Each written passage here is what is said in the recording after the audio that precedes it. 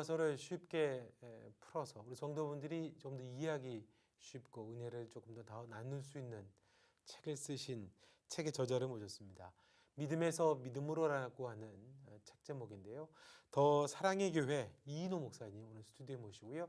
책의 저자로 함께 이야기 나누도록 하겠습니다. 목사님 어서 오세요. 네, 반갑습니다. 책의 목차를 보니까 공감이 가고 쉬운 제목들을 많이 볼 수 있습니다. 첫 장의 제목이 바로 믿은 지 오래됐는데 네. 다시 복음을 들어야 되나. 사실 뭐 로마서 1장에도 사도 바울은 내가 너희 로마에 있는 너희에게 다시 복음 전하기를 원하노라. 네. 그렇게 1장에서 이야기하고 있습니다만 20년 30년간 복음에 대해 들어왔다고 해도 다시 계속해서 복음을 들어야 되는 건가? 네. 이유는 어떤 건가? 그것부터 네. 말씀을 좀 네. 해주시면 좋겠습니다. 네. 그 이야기를 하기 위해서 정말 중요한 포인트가 뭐냐면 과연 네. 복음이 무엇인가 하는 건데요. 여러 가지 측면에서 복음이 무엇인가를 많이 이야기를 했는데 특별히 그 바울이 로마서에서 이제 이 책 제목이 믿음에서 믿음으로잖아요. 네. 오직 의인은 믿음으로. 그러니까 복음에는 하나님의 의가 나타나서 믿음에서 믿음에 이르게 하나니 이게 뭐냐면 by faith from first to last예요. 그러니까 처음부터 끝까지 믿음인 거죠. 그러니까 복음이 그러니까 바울의 로마서의 복음이 우리에게 뭐를 가르쳐 주는 거냐면은 예수님을 처음 믿을 때는 누구나 다 예수님을 잘 믿어요.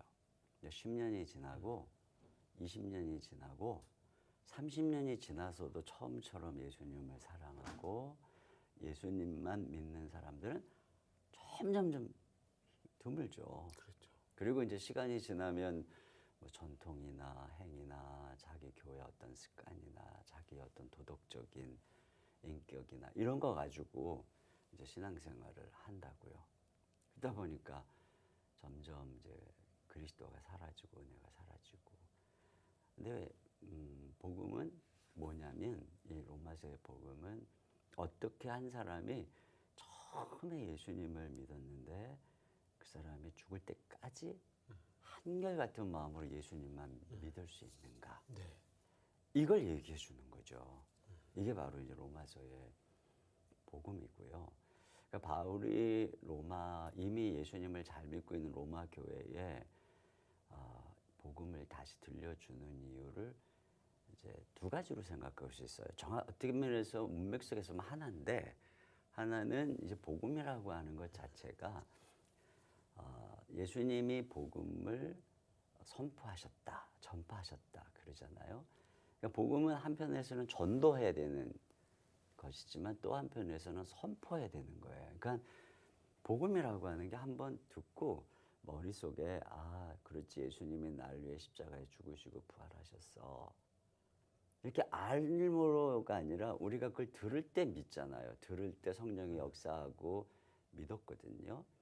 근데 이처럼 복음은 쉼없이 우리 속에 이렇게 선포될 때, 그러니까 강단에서 말씀을 통해서도 이렇게 선포될 때 또 우리 속에 다시 그것이 성령에 의해서 일깨워질 때 이렇게 살아있는 거죠, 우리 속에. 복음이 그런 양식으로, 그러니까 주님이 전도에 미련한 것으로 사람을 구원하기를 기뻐하셨던 것처럼, 그래서 복음은 항상 처음처럼 우리가 죽을 때까지 우리 속에 선포되어야 되는 것이죠. 그런 양식을 통해서 우리 속에 살아있는 거예요.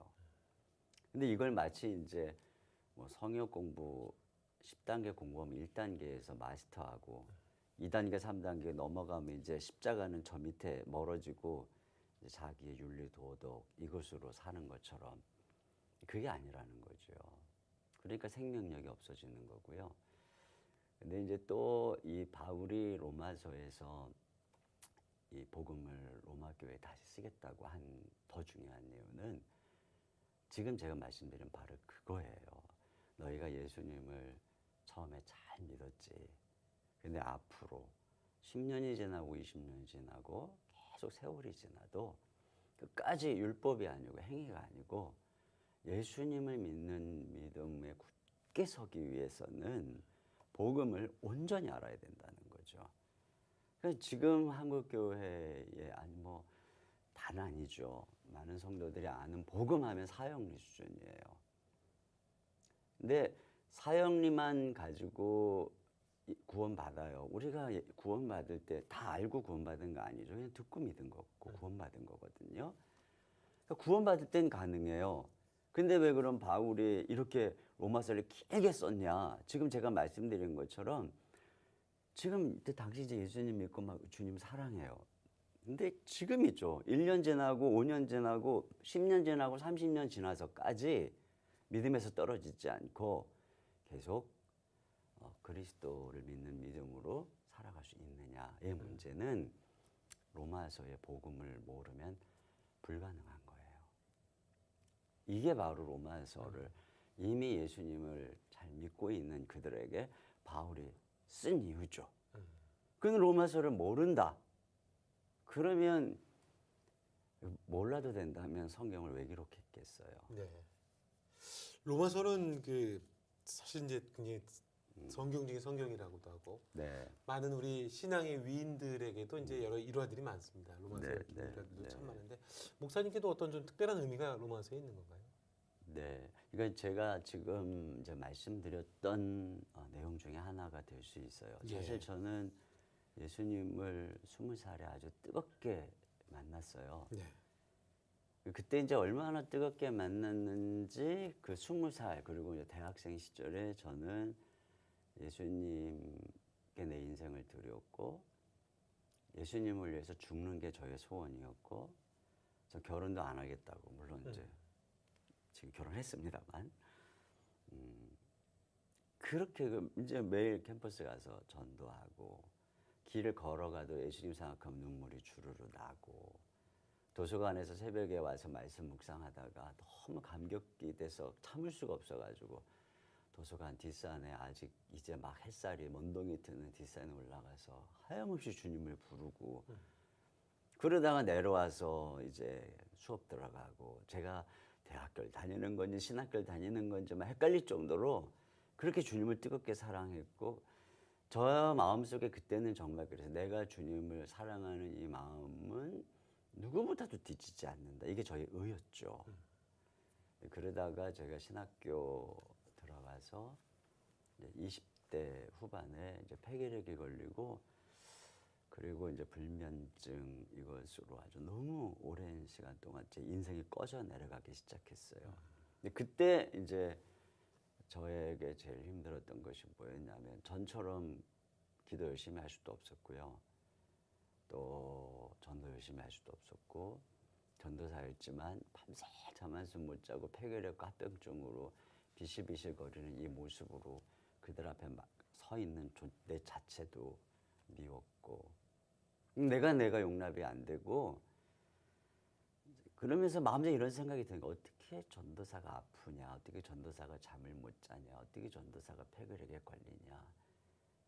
그러면서 이런 그 전과 같이 열정적으로 주님께 헌신하지 못하는 내 자신을 내가 용납하지 못하고 그런 이제 나를 발견하는 거죠.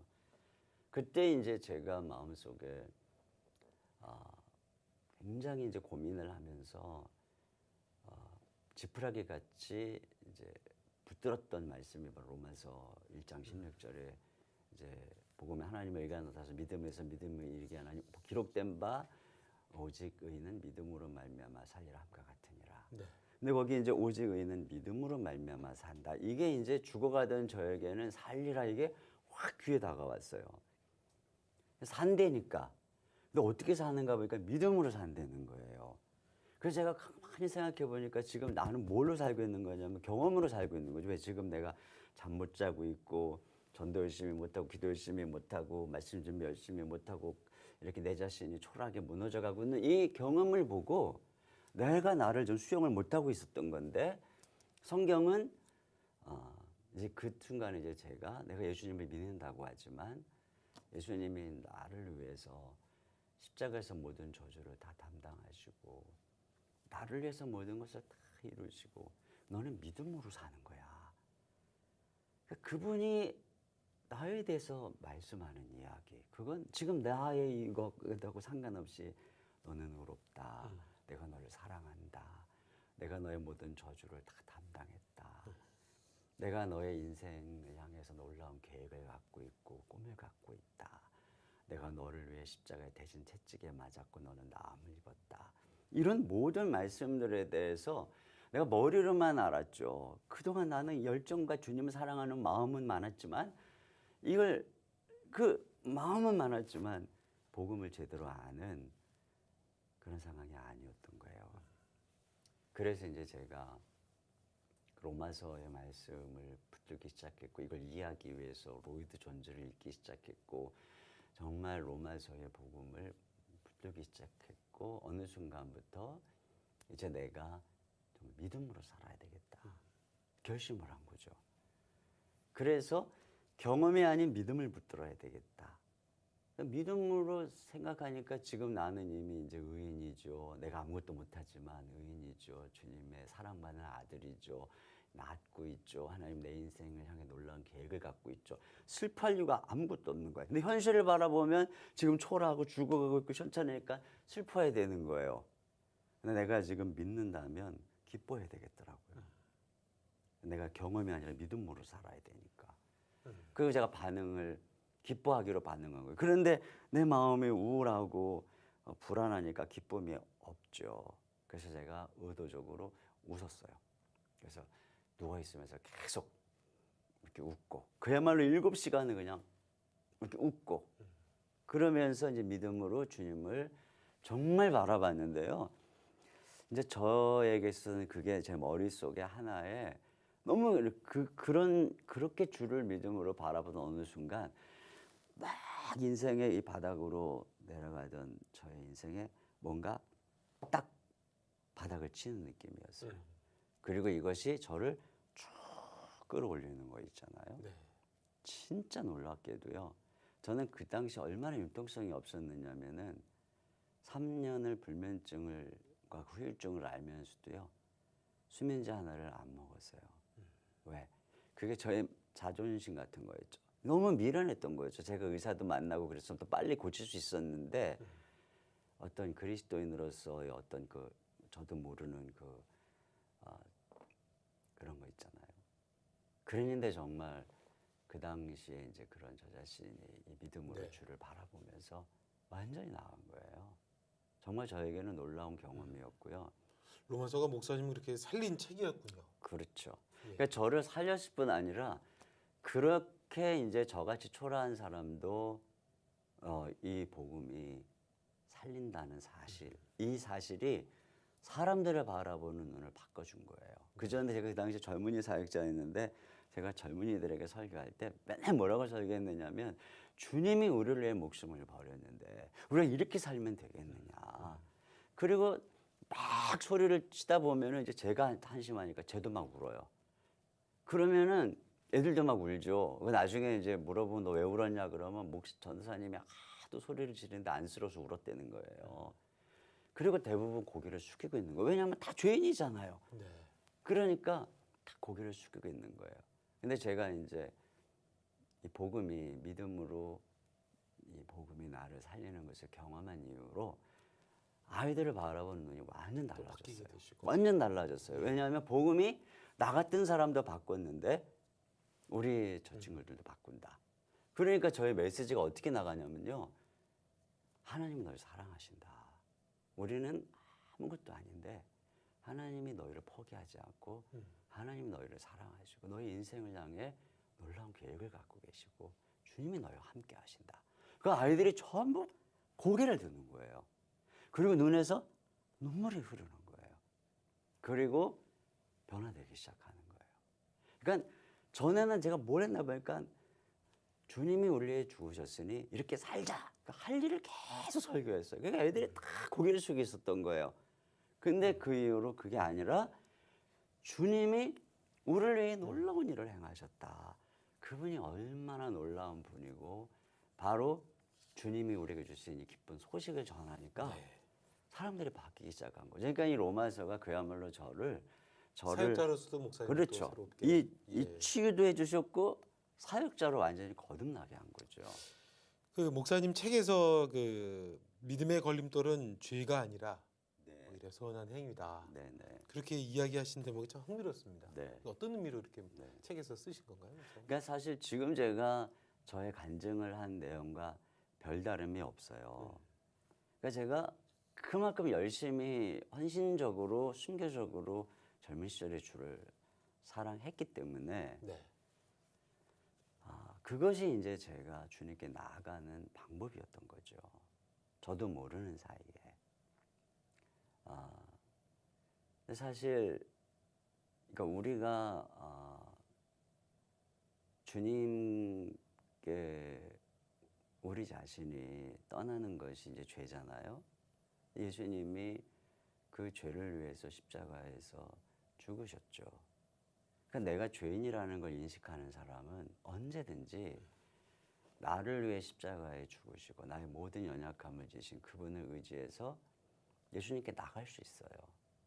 그런데 자기를 죄인이라고 생각하지 않는 사람, 나는 선한 행실을 살아가고 있고 이렇게 살아가고 있다고 생각하는 사람, 이 사람은 뭐 객관적으로 보면 죄인보다 나은 삶을 살고 있지만 그렇게 생각을 하고 있기 때문에 죄인을 위해서 십자가에 죽으신 예수님을 의지하는 이 복음을 받아들일 수가 없는 거예요. 마음이 가난할 리가 없겠죠. 그렇죠. 예. 그러니까 내가 내 행위와 열심과 선행으로 얼마든지 그 주님의 뜻을 행할 수 있고 주님 마음 만족시킬 수 있는데 왜 굳이 나를 위해 죽으십니까? 주님 그럴 필요 없으세요.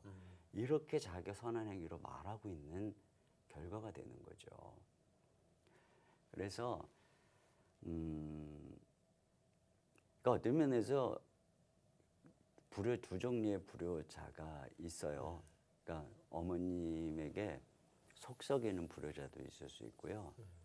어머니가 아무런 사랑도 베풀어 줄 수 없을 만큼 너무 완벽해가지고 그 자식을 위해서 손 한 번 잡아주고 애정을 표현할 수 없을 정도로 완벽해서 어머니의 사랑과 호의를 받아들이지 못하게 하는 불효자도 있거든요. 마치 그 틴켈러가 그런 측면에서 너무 정확하게 얘기한 부분인데요. 탕부 하나님이라고 이렇게 번역이 되어 있는데 그 아버지에게 탕자가 불효자잖아요. 근데 집에 있어서 여러 해 동안 아버지의 명령을 어기지 않았다고 하지만 실상은 아버지와 아무런 마음과 교통이 없었던 아들도 불효자죠. 근데 그 첫 번째 아들은 자기가 죄인인 걸 알아요. 그래 아버지께 돌아와서 은혜를 입는데 문제는 이제 두 번째 이 장자죠. 그는 자기가 집을 나가지 않았다는 이유 때문에 자기가 불효자라는 걸 모르죠. 그렇기 때문에 아버지께로 돌아가야 된다는 사실을 모르는 거예요. 네. 근데 실제적으로 정말 많은 사람들의 문제가 여기에 있는 거예요.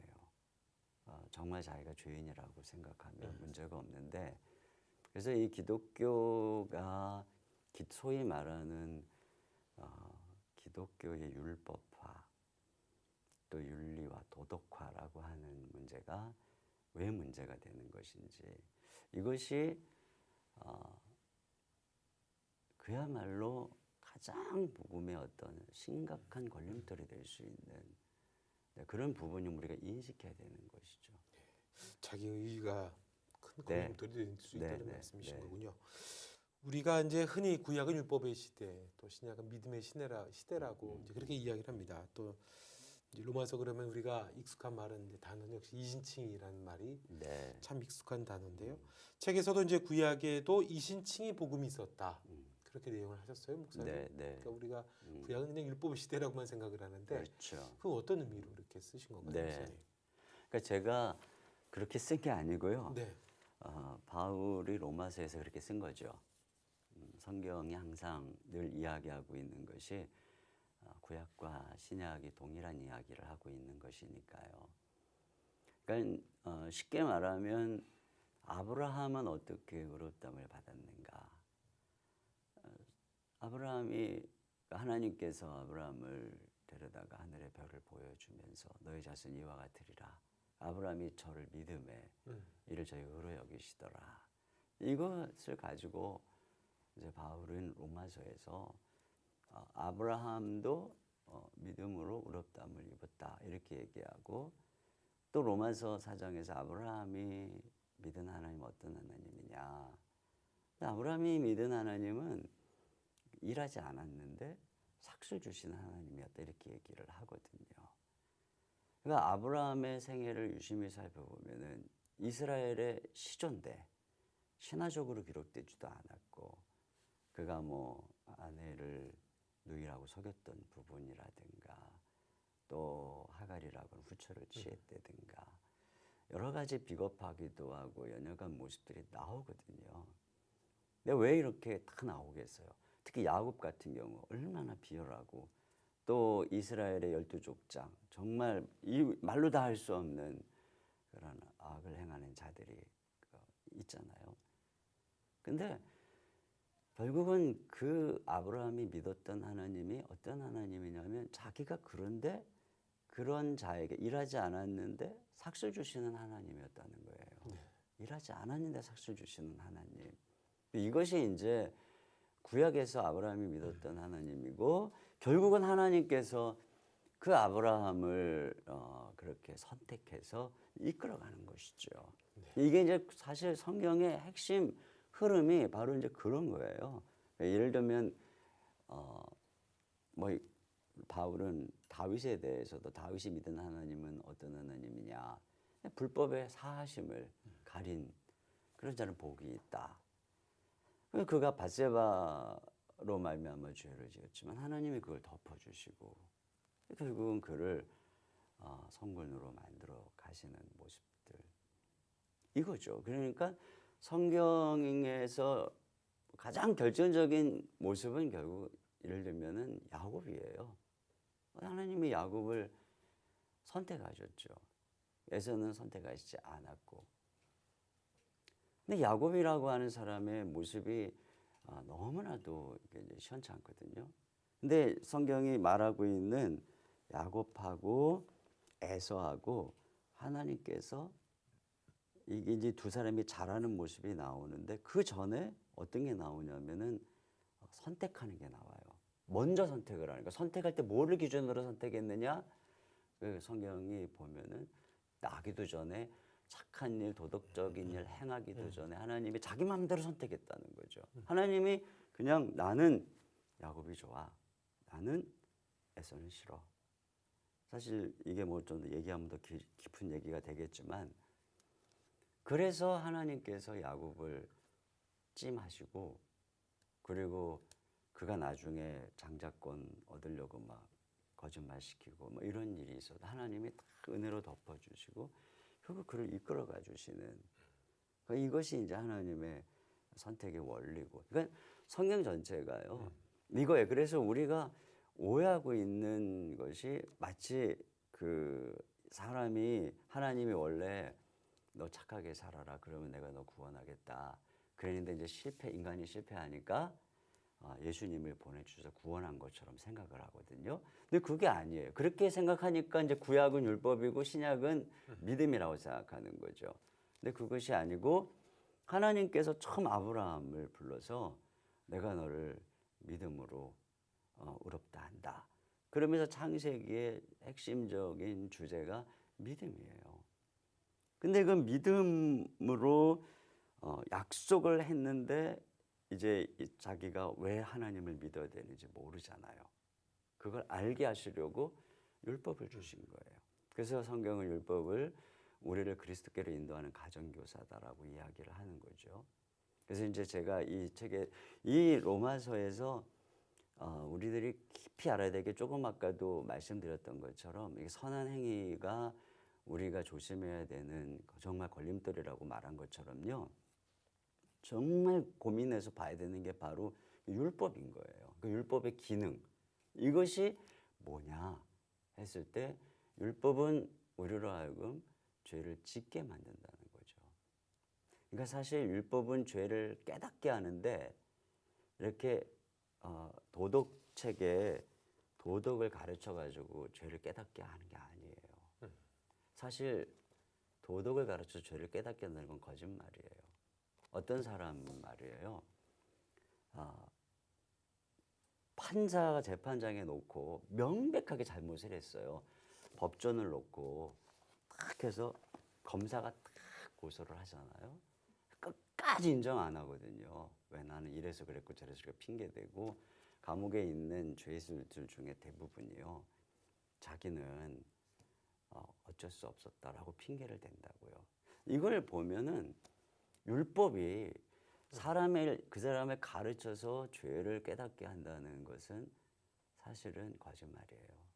왜냐하면요, 인간이 죄인이기 때문에 안 돼요. 그 율법은 그럼 뭘 하는 거냐? 율법은 죄를 짓게 만드는 거예요. 그 죄를 짓게 해서 율법이 하나님 앞에서 우리를 넌 죄인이야 라고 딱 선언하고 그것에 대한 대가로 감옥에 들어가든지 매를 맞든지 병이 들든지 이런 비난을 당하든지 했을 때 비로소 내가 이러한 부분에 대해서 그러니까 그 율법이 죄를 깨닫게 할 정도로 그 율법이라고 하는 것이 절대로 우리를 선하게 살도록 만들어 주지를 못하는 거예요.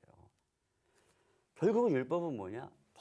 계속 이스라엘 백성들에게 가르쳤어요. 자기들은 그거를 지켜서 내가 의롭게 됐다라고 생각을 했고 바리새인들처럼 착각을 했지만 결론적으로 그들은 예수님을 잡아 죽이고 완전 망하잖아요. 예수님 죽이고 예루살렘 다 망해버려. 이게 율법의 이제 결론이거든요.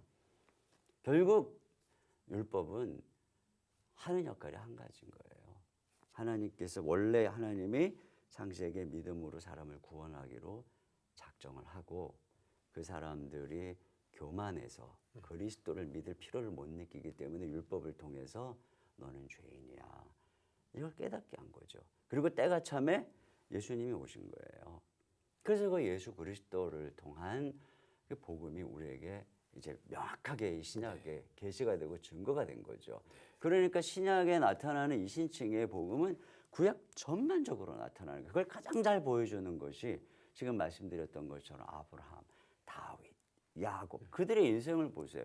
그들 행위로 만약에 하나님께서 구약의 하나님이 율법의 하나님이고 행위를 보고 구원하는 하나님이라고 한다면 그 율법이 뭡니까? 한 가지만 해도 탈락이에요. 그럼 다윗 탈락해야죠. 아브라함 탈락해야죠. 당연히 야곱 탈락해야 되고 이스라엘의 12족장 전원 다 탈락해야 돼요. 그 요셉을 그렇게 죽이고 또 자기들끼리 막 음란과 그 살인을 저지른 그런 사람들이 어떻게 시조가 될 수가 있겠어요? 될 수가 없는 것이죠. 근데 그런 내용들이 뭐 성경에 막 숱하게 기록이 되어 있잖아요. 네. 흐르는 면들이 철저하게 이신칭의 하나님이에요. 성경의 하나님은. 네. 믿음에서 믿음으로 로마서 이야기를 쓰시게 되셨는데요. 뭐 배경이랄까요? 어떤 이유 때문에 이 책을 쓰시게 되신 건가요, 목사님? 네, 그러니까 제가 아까 전 말씀드렸던 것처럼 저 개인적으로는 예수님을 그렇게 뜨겁게 사랑하고 믿었죠. 그것이 잘못됐다는 게 아니에요. 그리고 저에게 신앙을 가르쳐 주었던 CCC의 간사님들 또 제가 만났던 많은 교육자님들이 너무나도 헌신적인 모습으로 기도하고 전도하고 살아가는 삶을 통해서 제가 정말 누구보다 어떻게 주님 나를 위해 십자가에 죽으신 주님을 위해서 살아야 되는지에 대해서 제가 배웠죠. 그것까지는 너무너무 좋은 거였어요. 근데 이제 제가 이 로마서의 복음을 명확하게 배워본 적이 없었던 거예요. 그러다 보니까 저 인생의 고난이 올 때 또는 이제 세월이 지나가면서 처음처럼 주님을 뜨겁게 사랑하고 믿음으로 살아가는 법을 잘 모르고 어느새 나도 모르는 사이에 나의 행위를 의지하고 근데 이런 모습이 그냥 그대로 성도들에게 있는 거예요. 그리고 저 자신은 이제 제가 이것을 깨달으면서 그것이 이제 제 목회에 열매를 주고 제 삶을 변화시키고 저를 건강하게 하고 기쁘게 하고 또 저의 가정을 하나님이 아름답게 열매 맺게 해주시고 정말 복음이 얼마나 놀라운 것인가 하는 것을 경험하면서 설교 시간에 가르치고 또 잠깐 가르치고 근데 잊어버려요. 금방 잊어버려요. 그래서 야 이거 이렇게 해서는 안 되겠다. 그래서 이제 제가 이제 이 책을 쓰게 됐고요. 그러니까 이런 거예요. 이제 이신칭의라고 하는 이 개념 자체가 사실 세상적으로 생각하면은 이해가 안 되잖아요.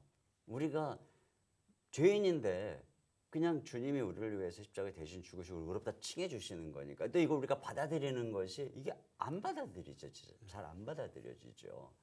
우리는 항상 이렇게 인과응보, 권선징악 항상 이런 식의 그 사고에 익숙해 있어요. 근데 대부분의 성도들이 그런 거예요. 저 자신도 그런 거예요. 그래서 제가 제자훈련이라는 걸 통해서 이제 복음을 가르치잖아요. 그러면 머릿속에 이제 이 복음이 다시 생각이 나요. 그럼 마음이 막 뜨거워지는 거예요.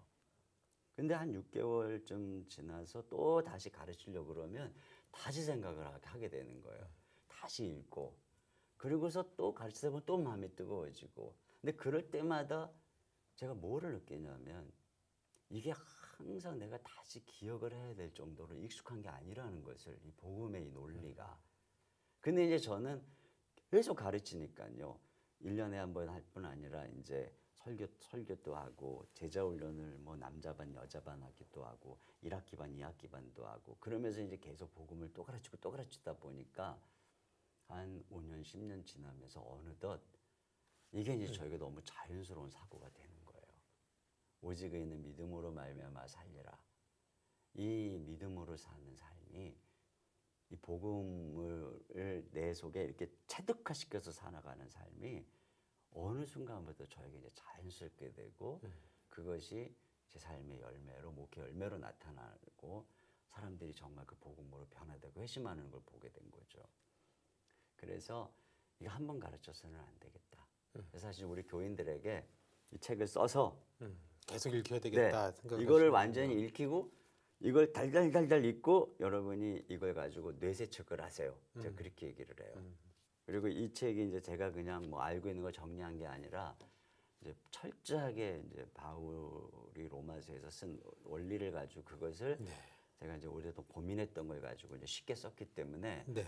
이제 그 부분들을 훈련을 시키고 그래서 지금 성도님들에게 그렇게 훈련을 시키고 있는 중이에요. 네. 순전히 이제 그런 목적인데 이제 그런 은혜를 같이 나누고 같이 또 나누면, 성도들이 또 계속 좀 네, 대세임질하고 같이 이렇게 또 나누면 원해졌던 너무 좋을 것 거고요. 같아요. 예. 목사님은 이제 그 CTC 그 코리아 초대 이사장으로도 섬기고 계시고 네. 또 3월에 팀 켈러 목사님 모시고 횃불에 관해서 컨퍼런스도 이제 하고 계시는 걸로 알고 있는데요. 국내에서 어떻게 이거 적용하고 또 사역을 하시길래 이거 짤막하게 좀 네. 소개해 주시고 네, 말씀하셨으면 네. 좋겠는데요. 그러니까 CT2 CT 사역에 제가 이제 이렇게 제 같이 하게 된 이유 중에 하나도 팀켈러 목사님이 추구하고 있는 CT2 CT 운동의 핵심이 세 가지예요. 첫째가 복음이고, 둘째가 도시고, 셋째가 운동이에요. 네. 근데 이제 첫째 이 복음은 지금 제가 말씀드렸던 측면에서 이제 제가 생각할 때 제가 갈망하던 부분을 팀켈러 목사님 너무 잘 정리를 한 거예요. 그러니까 복음을 우리는 알잖아요. 근데 아는데 그걸 그냥 공부하고 아는 걸로 끝나고 실제로 이제 교회에서 생활을 할 때나 또는 설교를 할 때나 가르칠 때나 그러면은 이제 어떤 그 도덕주의적 가르침을 하는 거예요. 그 복음적 가르침이 아닌 나도 모르는 율법적 가르침을 하고 있고 우리 이제 뭐 리더들이나 순장님들 우리 교회에 보면 자기가 가르치면서 교회에서 이제 좋은 얘기하는 거 이게 마치 복음인 것처럼. 저도 저의 설교를 보면 복음을 새신자들 전도 집회 때 아주 복음을 잘 설교하는데 나머지 기존 신자들에게는 나도 모르는 사이에 율법을 설교하고 있는 거예요. 그러면 그 설교를 계속하면은 누가 만들어지겠어요? 바리새인이 만들어지는 거죠. 근데 팀켈러 목사님이 이러한 제가 고민했던 뭐 이분이 이제 칼빈 신학교 교수님이기도 하셨고요. 이분이 이제 평생을 이 한 가지 주제를 가지고 설교를 하셨어요. 그리스도 중심적 설교. 그리고 어떻게 복음으로 내 삶을 형성할 것인가. 구체적으로 어떻게 교회를 형성할 것인가. 어떻게 복음적 교회를 만들 것인가. 어떻게 당회도 복음적으로 하고 어떻게 교회 사역도 복음적으로 하고 그냥 복음을 아는 것과 실제적으로 율법적으로 사는 것이 괴리된 게 아니라 그런 면에서 이제 제가 제자 훈련을 열심히 하면서도 왜 자꾸 교회가 윤리화돼가고 비판적이 돼가고 율법적이 돼갈까 이런 고민에 대한 답을 거기서 찾은 거죠. 두 번째가 이제 그 도시인데 간단하게 말씀드리면 오래 그 지역사회에 머물고 있는데 점점 시간이 지나면 지날수록 문화적으로 교류가 안 되고 수도원처럼 성을 쌓고 있는 거예요. 우리끼리. 왜 이렇게 개토화되고 있나. 근데 세 번째가 운동인 거죠. 왜 시간이 지나면서 자꾸 우리 교회가 이렇게 절차도 많아지고 운동성이 처음에 개척할 때는 엄청난 운동성이 있었는데 운동력을 잃어버리는 것일까. 이제 그런 부분에서 팀 켈러 목사님이 그 이제 센터 처치라고 하는 책에서도 잘 얘기하고 있지만 어떻게 교회를 분립 개척을 하고 선교적 교회를 만들고 그 교회를 통해서 어떻게 도시의 생태계를 변화시킬 수 있는가 여기에 대해서 너무나 좋은 인사이트를 이제 우리에게 주셨어요. 그래서 저희들이 하고자 하는 운동의 핵심은 이 세 가지지만 좀 더 요약해서 말씀드리면 하나는 어떻게 교회를 복음적으로 갱신하고 복음적 교회를 세울 수 있을까 하는 운동이고요. 네. 또 하나는 이렇게 복음적으로 갱신된 교회들이 자기 교회만 이렇게 하나의 거대한 거목이 되는 게 아니라 다른 교회들을 돕고 분립개척을 해서 큰 숲을 이루어갈 수 있는가. 이 운동을 하는 것이 바로 시티 투 시티 운동의 핵심이라고 할 수가 있습니다. 3월에 횃불회관이면 뭐 네. 그 컨퍼런스는 누구든 자격은 누구든 신청할 수 있는 건가요? 그러니까 3월 4일에 그 팀켈러 목사님이 장축체육관에서 한 5,000명 이제 성도님을 모시고 네. 그분의 이제 책을 가지고 북콘서트 하면서 또 팀켈러 고통에 답하다 이런 주제로 그것을 통해서 이제 복음을 전하고 하는 그런 메시지를 하시고요. 그 다음에 이제 3월 5일, 6일, 7일 3일 동안 횃불회관에서 목회자님들 1,500분 정도를 모시고 네. 컨퍼런스를 그분을 못한 모시고 거군요. 컨퍼런스를 진행하는 거죠. 예. 알겠습니다. 꿈꾸는 책방 오늘 이인호 목사님과 함께 책 이야기 함께 나눴습니다. 목사님 오늘 좋은 말씀 고맙습니다. 네, 감사합니다.